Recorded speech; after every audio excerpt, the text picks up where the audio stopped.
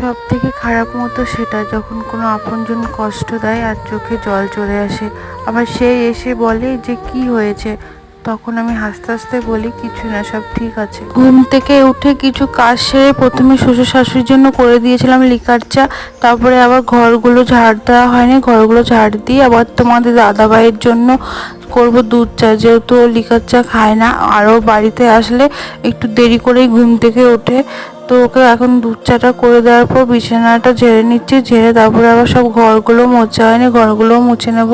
তারপরে রান্নাঘরে এসে জল খাবারের জন্য আলু সেদ্ধ ভাত আর তিলের বড়া করেছিলাম, ওটাই সকালে সবাই খেয়ে নেব।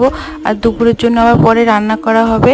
জল খাবারে খাওয়ার করে স্নান করে চলে আসলাম, তারপরে চলে যাব পুজো করতে। পুজো সেরে খাওয়া দাওয়া করে নেব জল খাবারের, তারপরে আবার দুপুরের জন্য রান্না বান্না করতে হবে। অনেক কিছুই রান্না হয়েছিল আজকে, যেহেতু তোমার দাদাভাই আজকে বাড়িতে আছে তার জন্য।